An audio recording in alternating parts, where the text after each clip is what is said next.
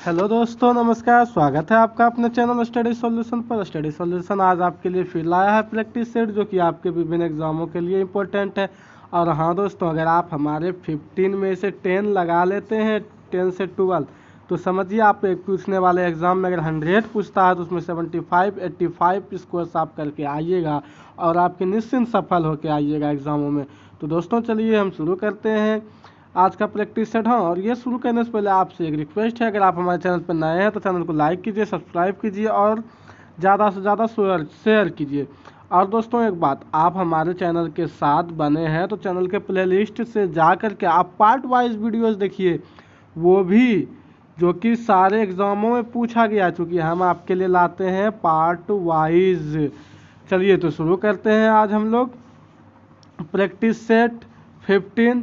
Practice set 15 में है सिंधु सभ्यता की सर्वमान्य तिथि क्या है।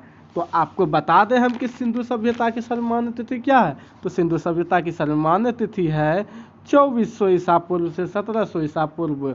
जी हाँ दोस्तों, ये बहुत एग्जाम में पूछा गया है और इसकी सर्वमान्य तिथि 2400 ईसा पूर्व से 1700 ईसा पूर्व है।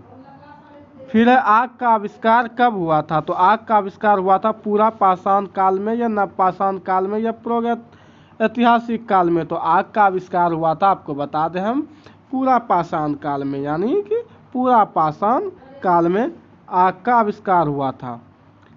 सिंधु सभ्यता की खोज किसने की थी। तो सिंधु सभ्यता की खोज किसने की थी। तो सिंधु सभ्यता की खोज हमारे राय बहादुर दयाराम साहनी ने किए थे। किसने? राय बहादुर दयाराम साहनी ने किए थे। जी दोस्तों, नेक्स्ट क्वेश्चन की ओर आगे बढ़ते हैं। कृषि का प्रथम उदाहरण कहाँ से प्राप्त हुआ है। तो कृषि का प्रथम उदाहरण कहाँ से प्राप्त हुआ है। तो कृषि का प्रथम उदाहरण मेहरगढ़ से प्राप्त हुआ है। कहाँ से? मेहरगढ़। जी हाँ दोस्तों, कृषि का सबसे पहला साक्ष्य मेहरगढ़ से प्राप्त हुआ है, जिससे पता चलता है कि कृषि जो है बहुत पहले से भी की जाती थी, आदिम जमानों से भी। दोस्तों फिर सिंधु सभ्यता का बंदरगाह था। जी हाँ दोस्तों, सिंधु सभ्यता के कौन कौन से बंदरगाह थे। तो आपको बता दें, लोथल और सुतकोदा। लोथल का स्पेलिंग यहाँ गलत है, आप लिख लीजिएगा अपने नोट्स में लोथल। दोस्तों एक बात आपको बता दें, टाइपिंग में मिस हो जाती है कभी कभी। अगर आपको उसका सही जवाब पता हो या सही राइट, तो आप उसको नीचे लिख दीजिए कि इसका स्पेलिंग ऐसे वैसे, ताकि दूसरों को मदद मिल जाए। या कमेंट करके आप पूछिए कि सर ये क्या सही स्पेलिंग है या ये सही, किसका आंसर यही सही है। हो सकता है बताने में गलती हो गया हो, तो हम उस पर हम कमेंट पे जवाब देंगे, क्योंकि हम ईच एवरी कमेंट का जवाब देते हैं। आप कोई भी क्वेश्चन कर सकते हैं। और दोस्तों अगर मैथ्स इंग्लिश में भी कोई डाउट रहता है क्वेश्चन में, तो आप क्वेश्चन नीचे लिख के दे सकते हैं, हम उनका जवाब देंगे। फिर भारत में मनुष्य संबंधी सबसे पहला प्रमाण कहाँ मिला। तो भारत में मनुष्य संबंधी सबसे पहला प्रमाण कहाँ मिला था। तो वो मिला था नर्मदा की घाटियों में। कहाँ? नर्मदा की घाटी में। फिर दोस्तों 7 नंबर क्वेश्चन है, सिंधु सभ्यता कैसी सभ्यता है। कैसी? ठीक, कैसी सभ्यता थी। सिंधु सभ्यता जो है वो कैसी सभ्यता थी। तो बता दें वो एक नगरीय सभ्यता थी। कौन सी सभ्यता थी? नगरीय सभ्यता थी।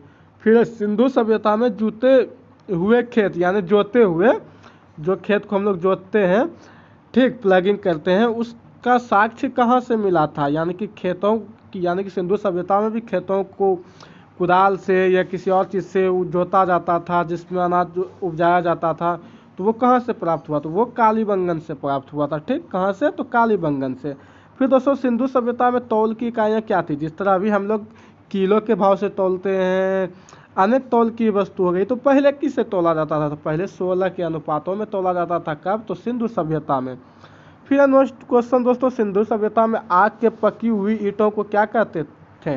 तो आग में पकी हुई ईंटों को टेराकोटा कहा जाता था। टेराकोटा कहा जाता था।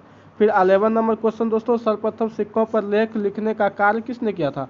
तो सर्वप्रथम सिक्कों पर लेख लिखने का कार्य किसने? तो यवनों ने किया था। यवन के लोगों ने किया था।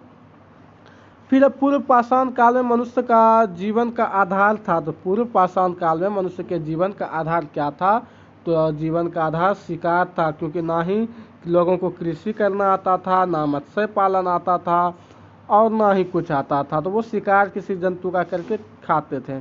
फिर कृषि का आविष्कार कब हुआ था। तो कृषि का आविष्कार नवपाषाण काल में हुआ था। ठीक, फिर 14 नंबर, युद्ध का नेता और वर्षा का देवता किसे कहा जाता है? जी हाँ दोस्तों, ये हम लोग पढ़ेंगे वैदिक सभ्यता में। ये वैदिक सभ्यता का क्वेश्चन है जो कि आता भी है एग्जाम में। आप देख सकते हैं घटना चक्र के एग्जाम में पूछा गया है। घटना चक्र में जो कि सभी एग्जामों का डाटा रहता है उसमें आप देख सकते हैं इस क्वेश्चनों को। तो चलिए, युद्ध का देवता और वर्षा का देवता जो है इंद्र को जाना जाता है। आप लोग जानते हैं, अगर नहीं जानते हैं तो जान लीजिए। आंधी तूफान का देवता किसे कहा जाता है? ये भी आपको वैदिक सभ्यता में ही मिलेगी। तो आंधी तूफान का देवता आपका मारुति को कहा जाता है। किनको? तो मारुति को। जी हाँ दोस्तों, आप हमारे चैनल के साथ बने हैं तो आपका बहुत बहुत धन्यवाद है। और आप हमारे चैनल को लाइक कीजिए, सब्सक्राइब कीजिए, ज़्यादा से ज़्यादा शेयर कीजिए, क्योंकि हम आपके लिए लाते हैं एग्ज़ाम ओरिएंटेड जो कि एग्ज़ाम में पूछा गया है। क्योंकि हम इधर उधर की बातें ना करते हुए आपके एग्ज़ाम की सोचते हैं, और एग्ज़ाम में जो आया हुआ है और जो आने की ज़्यादा संभावना होती है हम वही करवाते हैं। तो दोस्तों, आपका बहुत बहुत धन्यवाद। तो चलिए, आज के लिए इतना ही। और आप हमारे प्ले लिस्ट से जाकर और नहीं प्रैक्टिस सेट देखे हैं तो देख लीजिए, सारे लगा लीजिए, क्योंकि आने वाले एग्ज़ाम में आपका वो सारे प्रैक्टिस सेट बहुत ही मदद करेगा। साथ में आप करंट अफेयर को एक पार्ट वाइज टोटल देख लीजिए, आपका एक भी करंट अफेयर एग्ज़ाम में नहीं छूटेगा। और आप रीजनिंग, मैथ्स, इंग्लिश को भी पार्ट वाइज देख लीजिए, साथ में उनका प्रैक्टिस भी पार्ट वाइज देख लीजिए। आपसे कोई एग्ज़ाम की ईच और एवरी क्वेश्चंस होगी, कहीं भी आपको डाउट नहीं होगी कॉन्सेप्ट में। तो चलिए दोस्तों, धन्यवाद आपका।